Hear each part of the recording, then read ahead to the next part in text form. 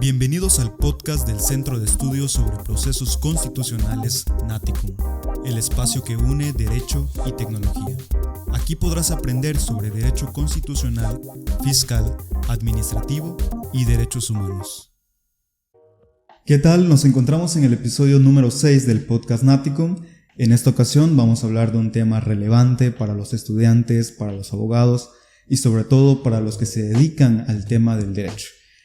Es específicamente de la parte de la argumentación jurídica y para esto tengo el honor de que me acompañe la abogada Aglaé Naví Sujei Corona Soto, quien nos acompaña en esta ocasión. Abogada Aglaé, ¿cómo está? Hola Emanuel, buenos días, ¿cómo estás? Bien, muchas gracias por aceptar la invitación, por darnos un poco de su tiempo y pues para darle un poco la introducción a los que nos escuchan, a los que nos ven, me gustaría dar un poco de su semblanza. Sabemos que es maestra en Derecho con especialización en litigación oral.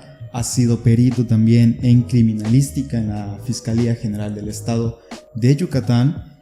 Actualmente se desempeña como docente en la licenciatura en Derecho y me comentaba igual que ha estado haciendo el doctorado en Derecho Penal. Así es. Andamos todavía en los últimos módulos del doctorado. Qué interesante y qué bonito que a pesar de los años y de toda la trayectoria que ya tiene, pues se siga preparando para lo que viene, ¿no? Sí, la verdad sí, algo que me gusta mucho pues es estudiar. Okay. Y me gusta mucho pues siempre aprender algo. Por más grados que pudiéramos tener, a veces no es pues lo que nos debe de distinguir precisamente, sino lo que hacemos con la información o el contenido que aprendemos con esos grados. Eso es para mí lo más importante. Mientras más conocimiento tengamos, podemos compartirlo y hacerlo trascender hacia las personas con las cuales compartimos esa información. Perfecto. Abogada, si nos pudiera comentar de manera breve cómo empezó estudiando Derecho, qué le interesó, de ahí cómo se fue a esta área de criminalística. Claro que sí. Bueno, yo estaba en la secundaria, la verdad en el fondo no tenía ni idea de qué quería, hasta que en una clase de civismo nuestra maestra nos empezó a hablar de los derechos y nos empezó a hablar pues de la estructura del Estado, ¿no? Los poderes. Y se me hizo un tema como muy interesante y el hecho de poder tener como la razón, eso creo que pesaba mucho, ¿no? Porque, o sea, cómo debatirle a una persona que pues te corresponde algo, ¿no? En este caso, aterrizando específicamente a los derechos. En ese entonces, pues yo pues era una adolescente y yo creo que en mi etapa pues de rebeldía, ¿no? Porque pues mis papás la verdad eran muy estrictos y pues tenía yo muy pocos permisos para salir y yo tenía como la necesidad de debatir, ¿no? sus imposiciones. Y cuando descubrí el derecho y me di cuenta de que, pues no sé, el principio de libertad, ¿no? Yo tengo derecho de ser libre, ¿por qué no me dejas ir a una fiesta, ¿no? Entonces el hecho de poder, ahora sí que argumentar, el hecho de poder compartir las razones por las cuales yo pienso que merezco algo, las razones por las cuales yo quiero obtener algo y puedo hacerlo porque en este caso la ley me lo permite, eso me apasionó mucho. Entonces yo creo que va mucho en esa línea y pues posteriormente presenté la Facultad de Derecho. En un principio quería estudiar en una escuela privada, pero pues no teníamos los recursos suficientes y pues bueno, pues nos ajustamos a la facultad. La verdad yo muy feliz y pasé mi examen, ingresé y la verdad mis 5 años de carrera fueron maravillosos. A mí me tocó la etapa en la que exentabas con 80, entonces yo me mataba a estudiar para todos mis parciales y ya cuando llegaba el tiempo de los ordinarios yo ya no presentaba ordinarios porque tenía la calificación para exentar, entonces eso me daba un mes más de vacaciones y bueno, y en eso pues ya cuando estaba en tercer año pues me interesé mucho por la criminalística porque en ese entonces, que ya son varios años, estaba estrenándose esta serie que se llama CSI, que ya quién sabe por la 20ª temporada, así que bueno.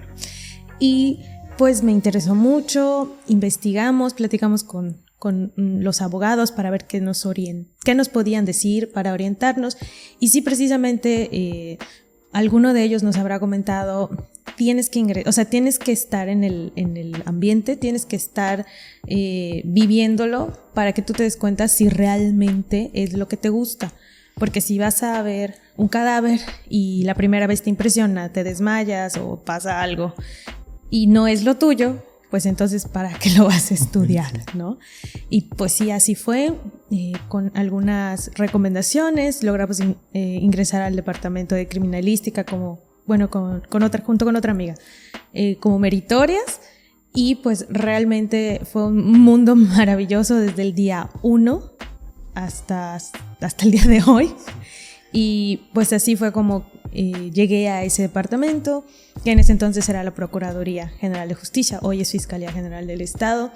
Y pues estuve haciendo méritos durante 2 años, y cuando salí de la carrera pues me ofrecieron un contrato. Entonces pues prácticamente mi vida la hice ahí en la Fiscalía. Estuve ahí casi 10 años, como 2 años de meritoria y casi 8 como criminalista.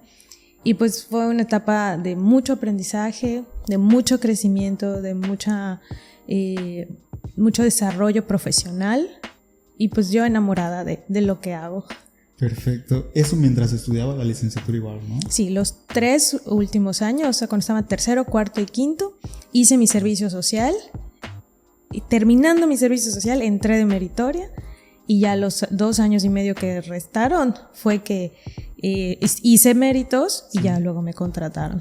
Ok, qué bonito. Y sobre todo esta parte de la criminalística, donde ya vemos ya a veces los delitos más fuertes, qué tan complicado es entrar a la escena y claro, sobre todo verlo, digo, tal vez no quitándote todos tus valores o sentimientos, pero yo me imagino que sí tienes que hacerlos un poco al lado para ponerte ya más de la parte técnica, ¿no?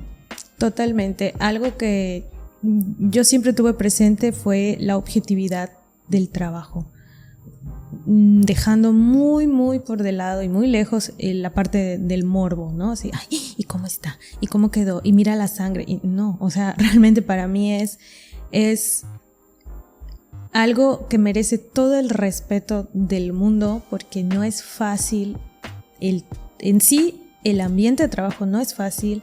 Las escenas a las que nos enfrentamos no son fáciles. Incluso pues hay compañeros que pues han tenido que enfrentar situaciones que incluyen a familiares.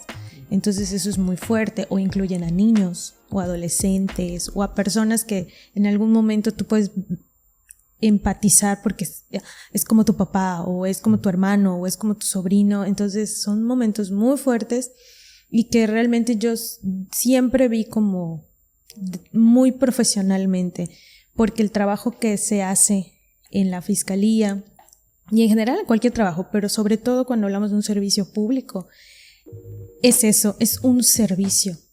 El hecho de que nosotros nos presentemos al levantamiento de un cadáver no implica nada más levántalo y vámonos, sino implica realmente observar, trabajar la dinámica de la escena, si realmente fue un homicidio, si realmente la persona decidió quitarse la vida, en qué condiciones, observar si hay signos de violencia, porque puede ser una muerte natural aparente y a lo mejor no fue así. Entonces todo eso, o sea, había tanto más que ver que solamente el cadáver o el morbo de, el cadáver. Sí. Entonces eso es como que yo siempre lo tuve presente, y mis compañeros también. O sea, la verdad, siempre ha sido como un servicio, y trabajar con respeto a todo lo que todo lo que incluye este trabajo, ¿no? Desde las personas con las que te ves, que son los familiares, ¿no? Que tienes que platicar con los padres o con los hijos, ¿no? Y tienes que explicarles pues por qué te tienes que llevar el cuerpo de la persona que más quiere, entonces, y a dónde te lo vas a llevar. Entonces implica mucho, y es un trabajo de servicio. Si no lo ves de esa manera, va a ser complicado. Sí. Y abogada, si nos pudiera comentar igual, hay este término de criminología y criminalística. ¿Cuál es la diferencia? ¿En qué se distinguen? ¿Es lo mismo? ¿Para qué nos sirven? No son lo mismo, definitivamente. Son dos ciencias diferentes pero complementarias. La criminalística es la que se enfoca en cómo sucedieron los hechos, ¿no? El que contesta preguntas como quién, cómo, cuándo, dónde, con qué, a quién, ¿sí? Y la criminología es la ciencia que va a estudiar por qué se cometen los delitos. O sea, se va a ir a la séptima pregunta, ¿no? Al por qué se cometió un delito. Y la criminología también está enfocada, por ejemplo, en la perfilación criminal. La perfilación criminal no se maneja, al menos aquí en el estado, como tal no, pero sí, por ejemplo, en el caso de la criminalística sí, tenemos un departamento. Está el Instituto de Ciencias Forenses de Yucatán, que tiene un departamento de criminalística con peritos, criminalistas de campo y peritos especializados en tránsito terrestre, por ejemplo. Ok. Entonces, uno estudia el por qué y el otro las características. ¿Cómo se cometió? Ok, bien.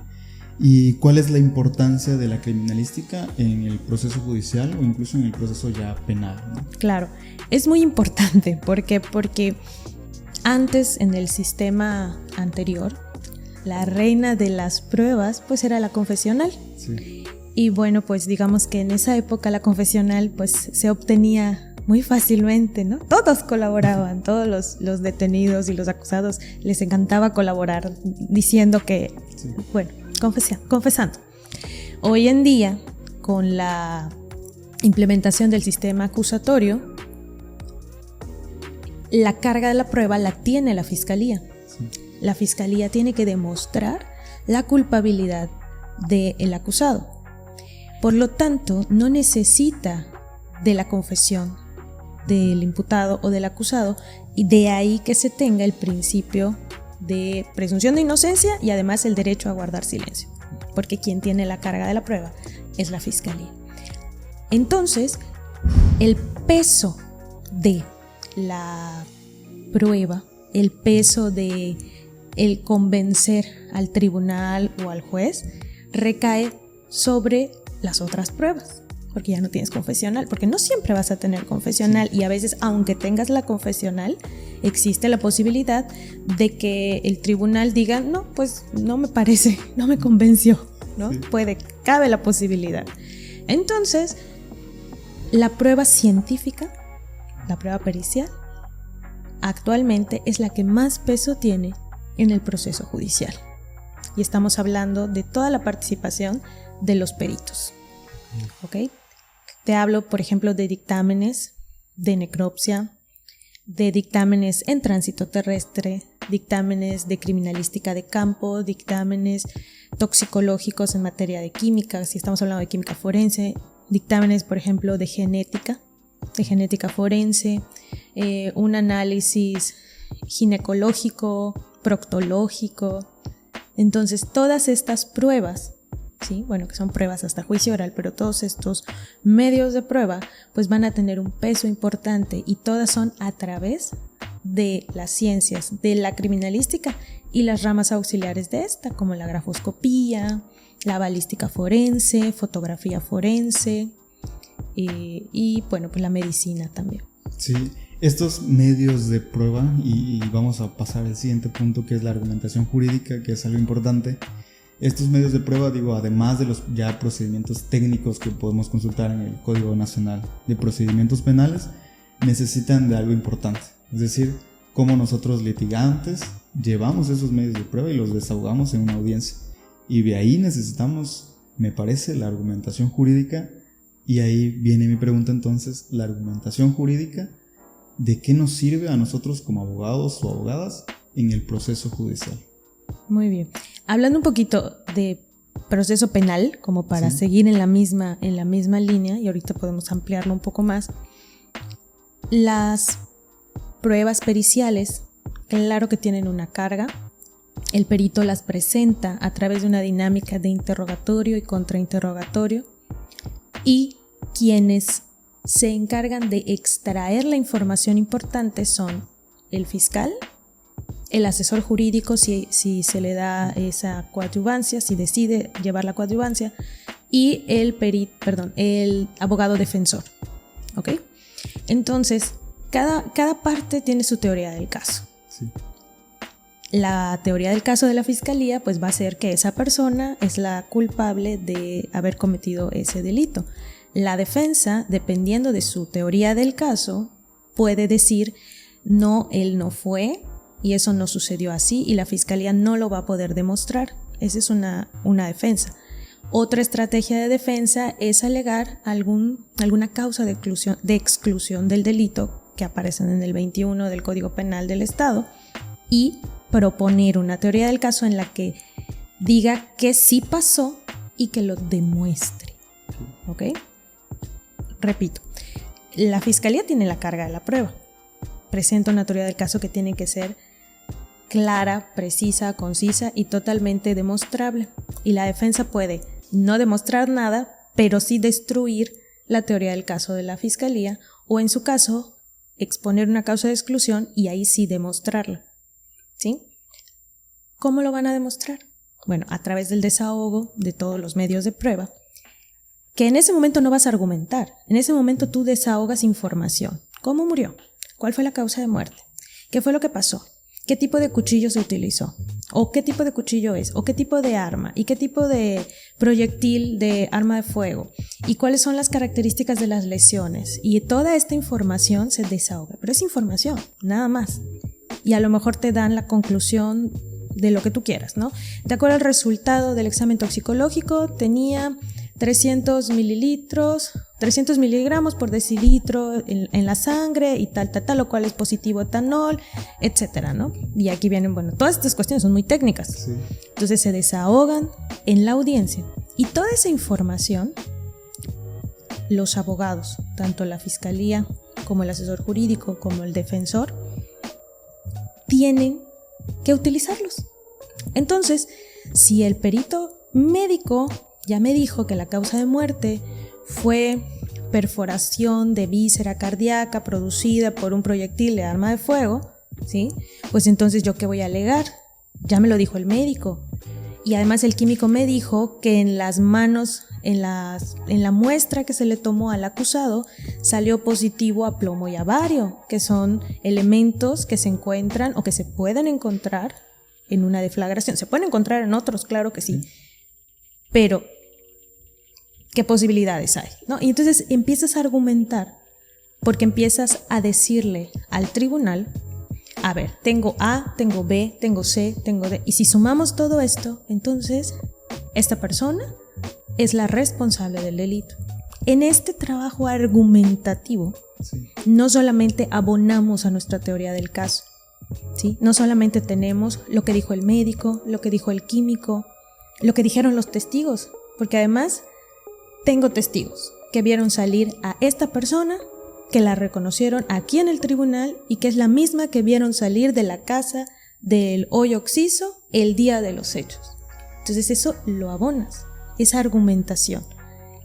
Le muestras toda la información que se desahogó en juicio, se la haces ver al tribunal. Y no solo eso, esa es una parte, porque eso es cuando hablamos de, argumentamos a nuestro favor. Pero también podemos refutar la teoría del caso de la defensa. La defensa querrá venir a venderle la idea de que estamos ante una legítima defensa, o que no probaremos, o no se logrará demostrar, más allá de toda duda razonable, que esta persona es culpable y no estará más lejos de la verdad que hoy, ¿sí? Entonces empiezan a argumentar que esa es la idea. Tú presentas tu teoría y refutas la de la contraparte. Y lo mismo en el caso de la defensa, dependiendo del tipo de defensa que tenga. La más sencilla es la en la que te encargas de destruir lo que la teoría del caso de la fiscalía pues haya intentado construir. ¿Cómo le podemos creer a este testigo, ¿no? Ustedes escucharon que el testigo dijo haber visto al acusado, pero el testigo no se acuerda ni de lo que comió ayer, no se acuerda de si llevaba lentes o no no se acuerda de qué ropa llevaba ese día. O sea, empiezas a sacar información que se desahogó en el juicio, ¿sí? Y que podría en un momento dado desacreditar el dicho de ese testigo. No estamos diciendo que dijo mentiras o que está mal lo que dijo, pero ¿le podemos creer? ¿No? Es la parte de la credibilidad de los testigos, ¿no? Exactamente. Se destruye en un momento dado con el contrainterrogatorio, y el resultado de esas respuestas te lo llevas a tu alegato de clausura, que ahí es donde argumentan todo lo que se desahogó en juicio, en el alegato de clausura, en el caso del proceso penal. En el caso, estamos hablando aquí en este ejemplo del proceso penal. Pero vámonos a otro ámbito. ¿Por qué? Porque en este caso el proceso penal es oral. Sí. ¿Ok? Es oral y no es lo mismo argumentar en un ambiente de oralidad que argumentar por escrito, ¿sí? Son cuestiones sumamente distintas, tienen incluso estructuras diferentes, ¿sí? Cuando nosotros hacemos, por ejemplo, un amparo, escribimos un amparo, ¿no? O cuando queremos presentar un memorial, lo mismo, la redacción es distinta. Sí. ¿Sí? Pero nos tenemos que ir al punto de tener que convencer al órgano jurisdiccional de que tenemos la razón. De ahí la importancia de la argumentación. Sí, ¿existe alguna técnica, algún método para argumentar de manera mejor, de manera más clara? Sí, claro. Bueno, libros de argumentación, muchísimos. De hecho, los hemos visto en las clases de la facultad. Sí. Técnicas de argumentación también. Pero más allá de eso, yo creo que la mejor manera de poder comprender la argumentación es a través de dos formas.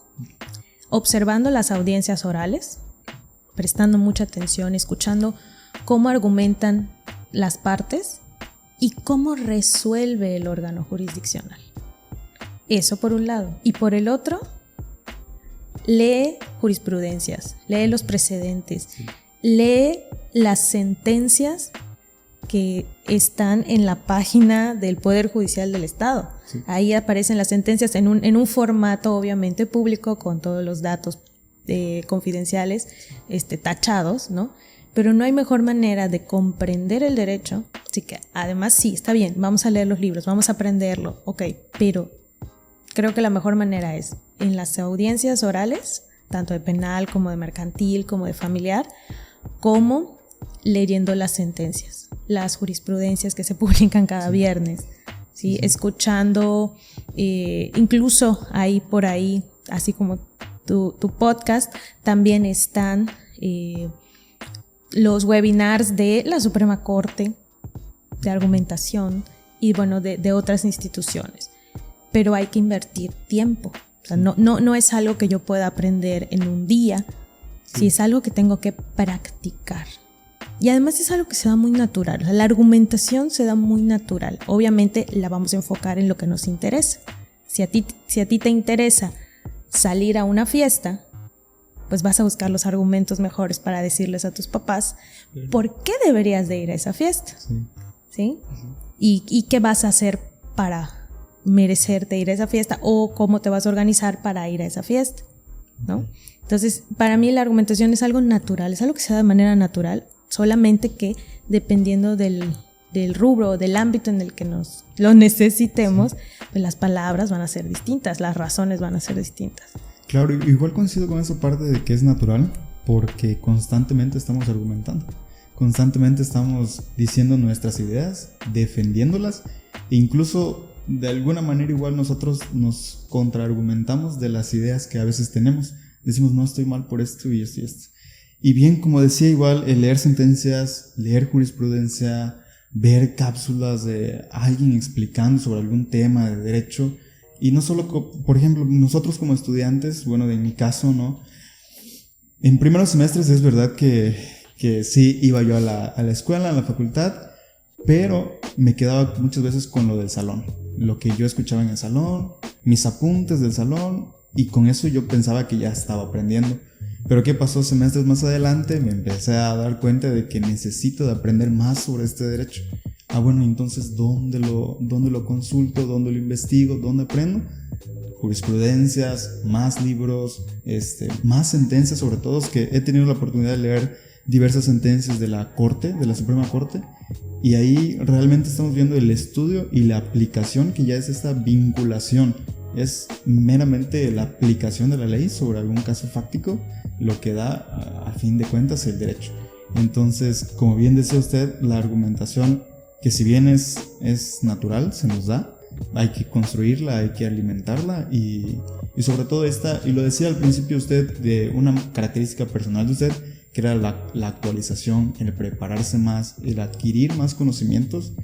Eso de alguna manera te va a impactar igual en cómo de manera interna argumentas. Tal vez ya no conscientemente tengas de esta sentencia me acuerdo de esto, pero inconscientemente ya solito vas argumentando y se te va dando. Pero claro, tienes que tener atrás un bagaje cultural, un bagaje jurídico para que puedas igual plasmar bien y correctamente tus ideas.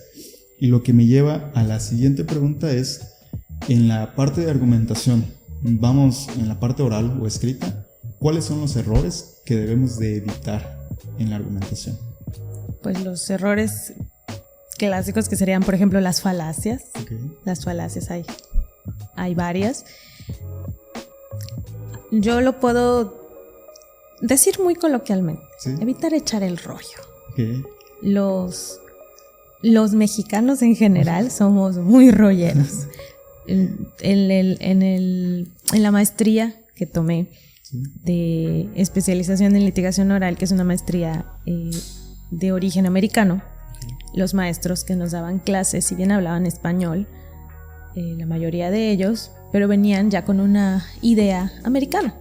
Sí. El abogado americano es directo, conciso, preciso, no le hace perder el tiempo al juez. Y era algo que siempre nos criticaban. Y obviamente en una crítica constructiva, no en una crítica en mal plan. Entonces, es algo que nos debe de motivar, porque sí somos muy rolleros, de verdad. Y no porque esté mal, pero sí podríamos economizar mucho en tiempo, en papel, ¿sí? Y yo creo que estaría hasta muchísimo mejor planteado un argumento que sea conciso, asertivo, ¿sí? Es algo que yo sí he tratado de aplicar, de llevar, de hacérselo ver a mis estudiantes. Y sí, o sea, realmente ello. Yo lo que también podría recomendarles es leer las sentencias. De hecho, tengo un amigo que se llama Oscar Ríos, que él tiene un libro de las sentencias pues más memorables, más importantes o con mayor impacto, que está en, si no me equivoco, es de la editorial Tirant lo Blanche, algo así. Y lo pueden buscar. Él es yucateco y trabaja actualmente para una de las ministras de la Suprema Corte de Justicia de la Nación. Entonces tiene pues todo el conocimiento, y el libro es muy interesante porque hace un análisis de estas sentencias que han tenido trascendencia. ¿Sí? Y si vamos a analizar y estudiar las sentencias, qué mejor que sean aquellas, ¿no? Para empezar, digo, si por ahí te interesa, si por ahí tienes esa curiosidad, yo te lo recomiendo muchísimo para que pues puedas sumergirte en este mundo de la argumentación. Esta parte que decía, de la parte de alimentarnos personalmente y seguir actualizándonos, si bien tiene un grado de relevancia, es significativo que digamos a los que nos escuchan, a los que nos ven, que igual se metan a esos temas. O sea, si te gusta el derecho, tienes que estudiarlo, y no solo estudiarlo 5 años, porque usted es el claro ejemplo de que no se estudia 5 años. Se estudia, es más bien un proyecto de vida, ¿no? Sí, claro, definitivamente siempre estamos aprendiendo. Ahora, los escenarios de aprendizaje, pues los elegimos nosotros. Hay quien ha litigado desde que estaba en la carrera hasta el día de hoy y que no tiene un grado, no tiene una maestría, no tiene un doctorado, pero tienen una experiencia y tienen como tú dices, un bagaje jurídico que dices, wow, o sea, su inversión ha sido litigando. Hay otros especialistas que se dedican a la investigación del derecho, que son parte de los investigadores del CONACYT, por ejemplo, y que se dedican a eso, a la técnica jurídica, a la teoría del derecho, ¿sí? A crear dogmática jurídica. Y pues eso es lo que les gusta y es lo que, en lo que pues son felices y se desarrollan y se desenvuelven. Y así como pueden tener posgrados y doctorados honoris causa y han viajado a Alemania o han viajado, no sé, a otros países para ampliar ese conocimiento, no dejan de ser abogados, ¿sí? Que a veces nos quedamos como que es que el abogado solo es el que litiga. Es que esa persona nunca se ha parado en un juzgado. Sí. Y eso no te hace más o menos abogado. Sí. Al contrario, yo creo que esta carrera es inmensa. Hay lugar para todos. Hoy en día hay más ramas del derecho. Ahí está propiedad intelectual, ahí está derecho corporativo, ahí viene inteligencia artificial. Sí. Entonces, las puertas están amplias, abiertas para todo el que quiera aprender y el que se quiera desarrollar en el espacio que más le guste. Y si bien es cierto que tenemos que aprender, pues ahora sí que vamos a elegir esos escenarios de aprendizaje, pero que no te quedes con lo que ya sabes, ¿no? Que no te quedes porque el derecho no se queda estático, tú lo sabes. El derecho es dinámico. Reformas las que quieras cada año, de las leyes que quieras, hasta la propia Constitución, ¿no? Entonces no podemos quedarnos con el derecho que aprendimos en la facultad o en la escuela o en la universidad. No hay manera, o sea, estarías obsoleto. Sí. Y si hay algo que sí ha costado y que de hecho está costando, ¿no? Por ejemplo, cuando hubo el cambio de un nuevo sistema de justicia, el sistema penal, definitivamente les costó un montón a los abogados que ya venían con su escrito y con esto, y les costó, y de verdad ya algunos que ya estaban bastante de edad avanzada, sí, pues decidieron retirarse mejor porque pues no quisieron aprender o simplemente no les interesó o prefirieron dedicarse pues a otras cosas, ¿no? Claro.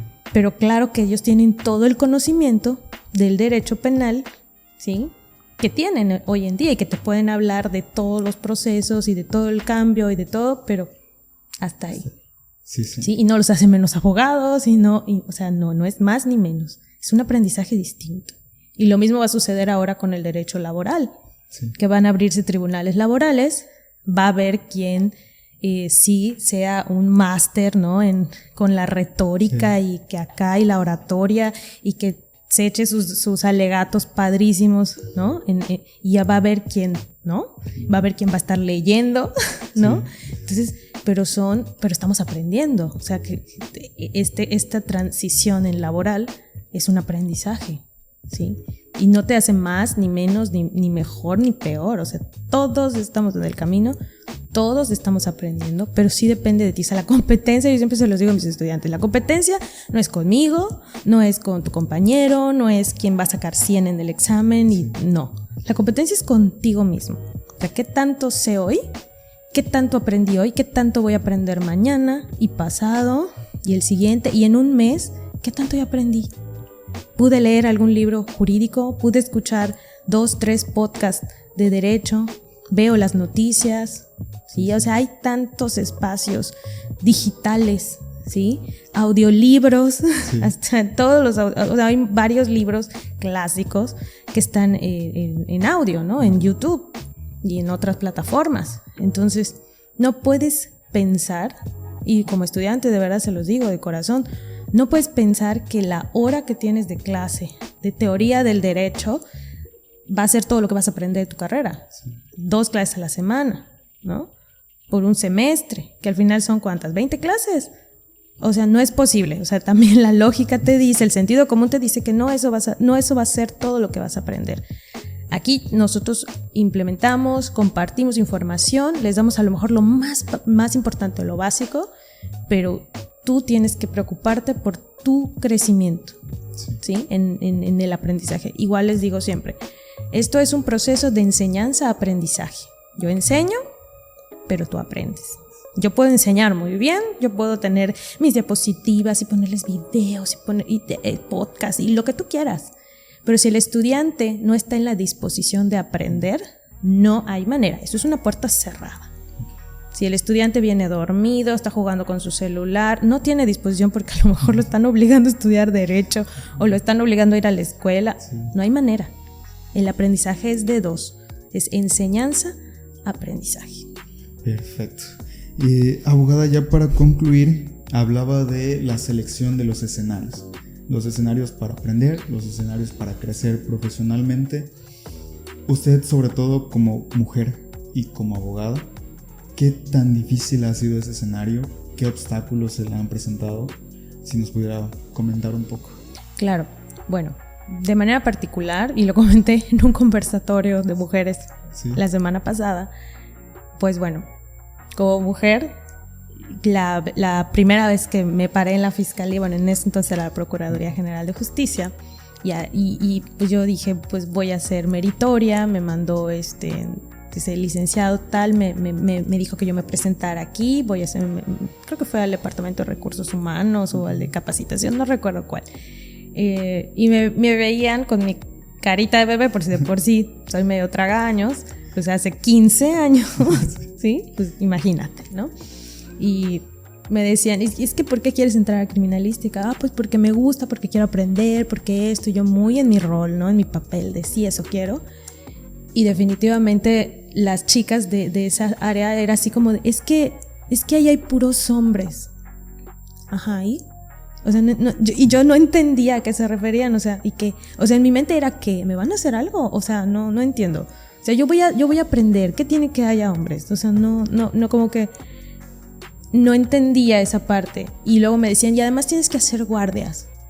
Ah, ok, pues sí, no, lógico, o sea, no puedo esperar llegar y que me den el horario que yo quiera, ¿no? O sea, yo iba a llegar a un lugar a donde me tenía que adaptar.